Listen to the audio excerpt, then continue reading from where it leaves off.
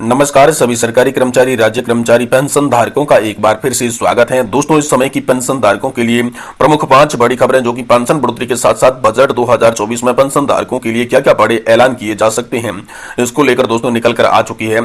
जिसमें दोस्तों पहले हम बात करेंगे कि जैसे ही राम मंदिर वैसे ही मिलेगी ओल्ड पेंशन। लोकसभा चुनाव से पहले गुजरात की शिक्षा मंत्री ने क्या कहा, बहुत ही बड़ी बात यहाँ पर पुरानी पेंशन योजना को लेकर कर दी है। इसके बारे में भी दोस्तों बात की जाएगी। वहीं दोस्तों बात करने वाले हैं सरकारी कर्मचारियों को यहाँ पर पुरानी पेंशन बहाली के लिए अनिश्चितकालीन हड़ताल पर जाने की तैयारी कर चुके हैं और आप सभी के लिए जो है जनवरी माह से ही बड़े ऐलान, बड़ी स्ट्राइक की तैयारी है। वह क्या है इसके बारे में भी दोस्तों हम आपको बताएंगे। साथ ही साथ दोस्तों पेंशन पर मिल सकती है बहुत ही बड़ी गुड न्यूज। बजट 2024 को लेकर यहां पर पेंशन योजना में होने जा रही है ये बड़ी बदलाव।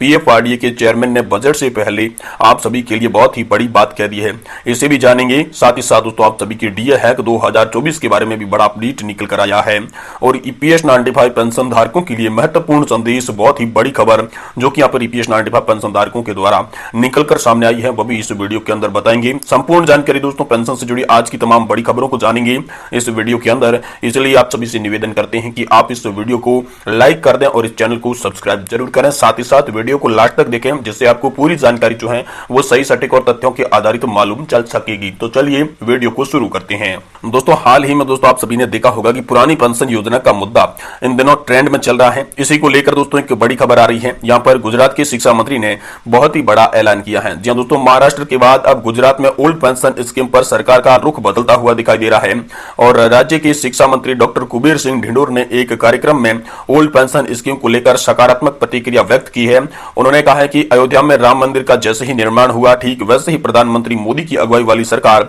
ओल्ड पेंशन भी देगी।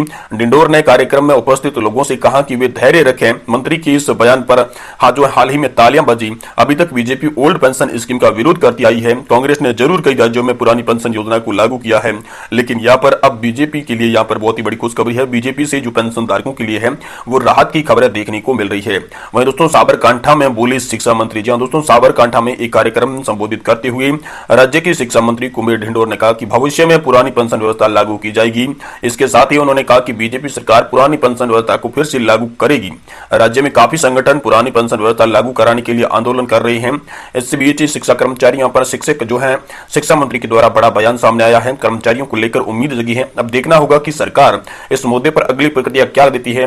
दोस्तों हाल ही में महाराष्ट्र सरकार ने भी ओपीएस के मुद्दे पर अपना रुख बदला था। सरकार ने इस मुद्दे पर गंभीरता से विचार करने का आप सभी को आश्वासन भी दिया था। वहीं दोस्तों तीसरी बार तय है सरकार। जी हाँ दोस्तों, प्रदेश समेत कई राज्यों में पुराने पेंशन योजना को लेकर चल रहे आंदोलन के बीच अब गुजरात राज्य की शिक्षा मंत्री का बड़ा बयान आया है। शिक्षा मंत्री कुबेर ढिंडोर साबरकांठा जिले में एक कार्यक्रम में मौजूद थे। इस दौरान उन्होंने कहा था कि बीजेपी सरकार राम मंदिर की तरह पुरानी पेंशन योजना लागू करेगी। महत्वपूर्ण बात यह है कि शिक्षा मंत्री का यह बयान ऐसे समय में आया जब शिक्षा क्षेत्र समेत सरकारी कर्मचारी पुरानी पेंशन योजना को दोबारा लागू करने की मांग कर रहे हैं। इस कार्यक्रम में ढिंडोर ने कहा कि कोई शक नहीं है, केंद्र में प्रधानमंत्री मोदी की अगुवाई वाली बीजेपी सरकार तीसरी बार बनेगी।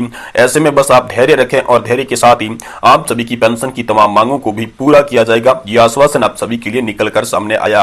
वहीं दोस्तों आप सभी के लिए बड़ी खबर पुरानी पेंशन योजना को लेकर आ चुकी है। सरकारी कर्मचारियों की अनिश्चितकालीन हड़ताल पर जाने की तैयारी। जी हां दोस्तों, पुरानी पेंशन योजना के लिए इस माह तय होगी हड़ताल की तारीख। 8 तारीख से ही दोस्तों रिले हंगर स्ट्राइक यहां पर तैयारी हो चुकी है। तो इसको लेकर बड़ी खबर क्या है, चलिए आपको विस्तार से बताते हैं। देखिए दोस्तों, केंद्र और राज्य सरकारों के कर्मचारी संगठन पुरानी पेंशन बहाली को लेकर अनिश्चितकालीन हड़ताल पर जाने की तैयारी कर रहे हैं।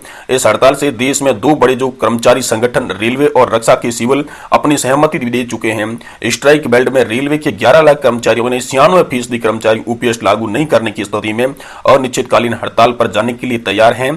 इसके अलावा रक्षा विभाग यानी कि सिविल के जो 4 लाख कर्मचारी हैं उनमें से दोस्तों 97% कर्मचारी हड़ताल के पक्ष में नजर आ रहे हैं और कर्मचारियों के पदाधिकारियों का कहना है कि जनवरी में हड़ताल की तिथि की घोषणा की जाएगी। इससे पहले दोस्तों 8 तारीख को देश भर में सरकारी कर्मचारी रिले हंगर स्ट्राइक पर भी बैठने को तैयार हो चुके हैं। दोस्तों ओपीएस के लिए गठित national joint counselling option act की संचालक समिति के वरिष्ठ सदस्य और पीएफईआईडी के मुख्य सचिव श्री कुमार ने बताया कि स्ट्राइक और नोटिस अनिश्चितकालीन हड़ताल को लेकर इस माह अंतिम निर्णय ले लिया जाएगा।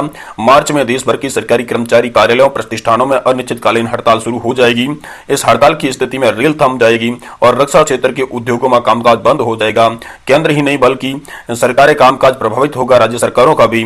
इससे पहले केंद्र सरकार और राज्य सरकारों के विभागों, संगठनों और प्रतिष्ठानों के सामने 8 जनवरी को 11 जनवरी तक दोस्तों रिले हंगर स्ट्राइक भी होगी। विभिन्न कर्मचारी संगठन भूखे रहकर सरकार पुरानी पेंशन व्यवस्था की मांग करेंगी।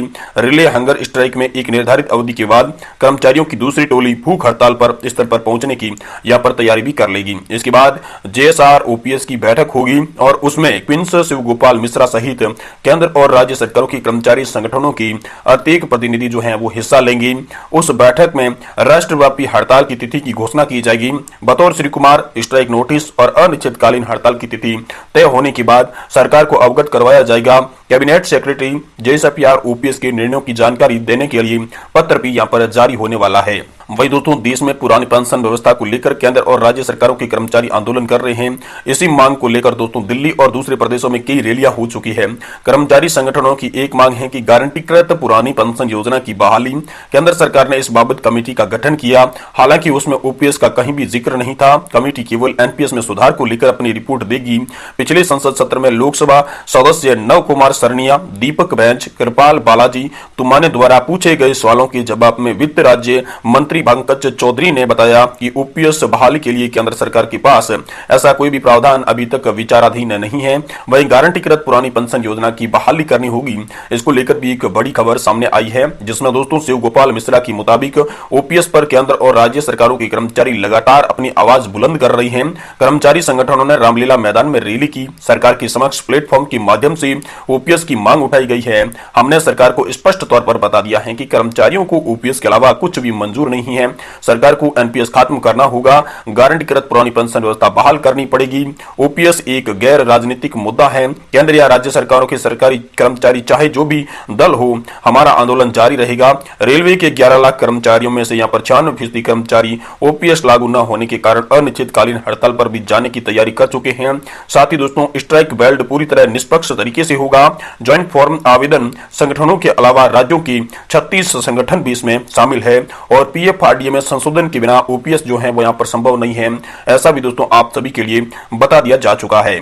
जी हाँ दोस्तों, confederation of central government employees and workers के महासचिव एसबी यादव ने कहा कि पुरानी पेंशन व्यवस्था को दोबारा लागू करने के लिए राज्य सरकार और केंद्र सरकार के बीच विवाद है। जिन गैर भाजपाई शासित राज्यों में अपने कर्मचारियों को पुरानी पेंशन के दायरे में लाने की घोषणा की गई है, उन्हें केंद्र सरकार जो है एनपीएस के तहत जमा कर्मियों का पैसा वापस देने के लिए मना कर रही है। केंद्र सरकार की तरफ से ये बात साफ कर दी गई है कि ये पैसा pension fund regulatory development authority यानी कि पीएफआरडी के पास जमा है। नई पेंशन योजना यानी कि एनपीएस के अंतर्गत केंद्र के तहत जमा पैसा राज्यों को वापस नहीं दिया जाएगा।